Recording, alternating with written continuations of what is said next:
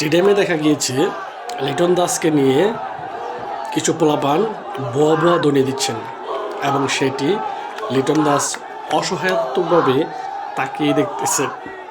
এটা এর থেকে খারাপ দৃশ্য আর কিছু হতে পারে না, কারণ এই দর্শকরা খোদ সাকিব আল হাসান, খোদ তামিম ইকবালকেই ছাড়ে নাই বোয়া বোয়া ধ্বনি দিতে, আজ তো লিটন দাসকে দিল। এটা তো খুবই লজ্জার বিষয়।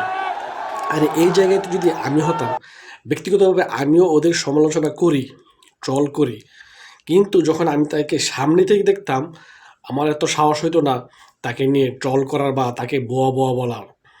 কিন্তু কিছু কিছু পোলাপান দেখা যাচ্ছে সেখানে তার সামনে দাঁড়িয়ে তাকে বোয়া বোয়া ধ্বনি দিচ্ছেন, তার বিরুদ্ধে কথাবার্তা বলতেছেন।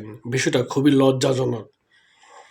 লিটন দাসের বর্তমান পরিস্থিতি খুবই খারাপ। ঠিক আছে, তার ব্যাটিং বর্তমানে ভালো যাচ্ছে না, দিনকাল ভালো যাচ্ছে না ব্যাটিংয়ে।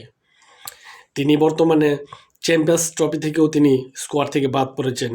তার মনের অবস্থাটা কী হচ্ছে একবার ভেবে দেখুন তো। তার মনের অবস্থাটা খুবই খারাপ। এখন আমাদের উচিত তার পাশে দাঁড়ানো। এইভাবে তাকে নিয়ে বিদ্রূপ করা ঠিক হচ্ছে না। যদিও তার টিমমেট, সতীর্থ, এমনকি তার দল সকলেই তাকে সাপোর্ট করতেছে। সে তো একজন ভালো ব্যাটসম্যান আমরা জানি, কিন্তু বর্তমানে তার ফর্ম খারাপ। কিন্তু আমরা তাকে ছাড়ছি না, তাকে নিয়ে আমরা বিদ্রূপ করতেছি। এটা যদিও লজ্জাজনক। আর যেসব পোলাপান তাকে নিয়ে বোয়া বোয়া ধ্বনি দিচ্ছেন, তাদেরকে কোন এলাকার পোলাপান এটা আমি জানি না, কিন্তু তাকে নিয়ে এইভাবে অসম্মানী করা ঠিক হচ্ছে না। তিনি যেভাবে তাকিয়েছিলেন সকলের দিকে, খুবই খারাপ লাগতেছিল।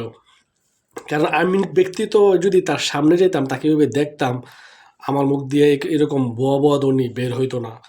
কিন্তু সকলে যেভাবে তাকে অপমান করছে, কিন্তু উনি কিছু কিছু বলে নাই, শুধু তাকিয়ে দেখেছেন।